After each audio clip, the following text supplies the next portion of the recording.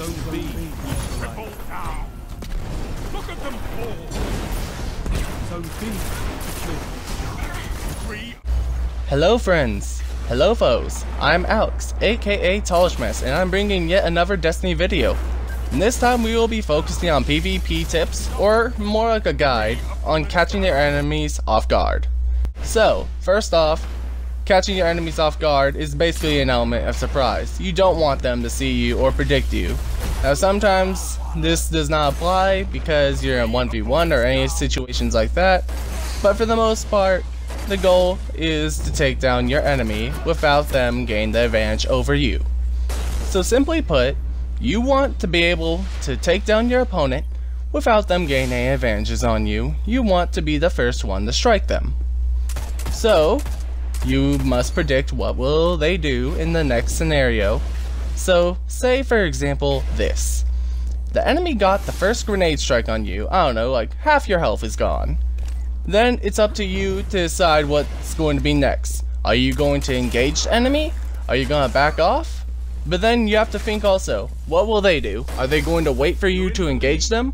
Or are they going to chase you?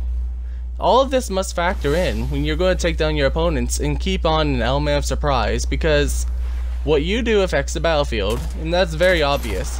And like anybody, we're all human when we make mistakes, so if you can think of what they might do as a mistake and what you could do to counter their actions, then you will stand a better fighting chance in many more battles. So simply put, you want to get an advantage over your opponent no matter the situation you're in. Doesn't matter how low health you are, there's always a way around it, it seems, unless you're getting like attacked from two sides and stuff, but you just don't want to get into those situations.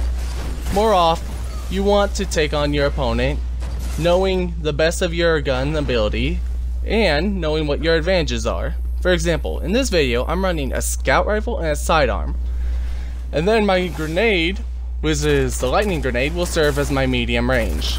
My sidearm is the close up and my long range will be the scout rifle. Knowing this, I can attack at all ranges appropriately, and knowing my radar, which I keep attention to my enemy, I can have a pretty good idea how far or how close they are when I'm going to make my next strike. By doing so, I can predict what I want to do next in battle. So, let's say I get the first strike of my scout rifle. Let's just say that theoretically. We know the enemy is far off because I'm using a far off weapon. However, if you know what weapons they're using, you could probably predict what they're going to do. For example, let's say they're running shotgun and a hand cannon, close range weapons, and you have a long range weapon and a close range weapon also. If you weaken them and they're backing off, they're probably waiting for you to engage them. So, what does that mean? That means I should probably actually stay off, even though I may get them to low health. It's probably better to not get hit by surprise. You know, sometimes it's better to just hold off, because you can always just encounter them again. It's not the end of the world if they get away for one moment. You don't always have to push like I've seen so many people do. A lot of people, they'll weaken a teammate or an enemy, and then they are going to be like, oh, he's all alone, push him. Yeah, that does work sometimes, but if you think about it in the long run, they can easily outmaneuver you, get away from you, they can easily regain their health also. So it's all about strategizing, knowing what your enemy does next. For example, if you're a grenade right there, what were you going to think he's going to do? He's going to back away from the grenade. However, the positioning of the grenade I placed made me know he either has to back off backwards or to the left. And what does that allow me to do? That allows me to predict two locations he could possibly go, and he can't fight with his current condition, which means wherever he goes, I have the advantage right now, which means I put him down. Simple as that. That's kind of the mindset you gotta get into. Think, what will you do in this battle, and what will they do? How will you counter what they do? It's all about knowing your enemy, what they can do, knowing your range and limits. It's more of a way how to stay alive. There's no absolute way to guarantee your win to any player, because pretty much there's always going to be somebody out there who's probably better than you, and just something you can't change, but this can help you survive a lot more gunfights. Now, a lot of times, let's say that battle right there, I got hit first.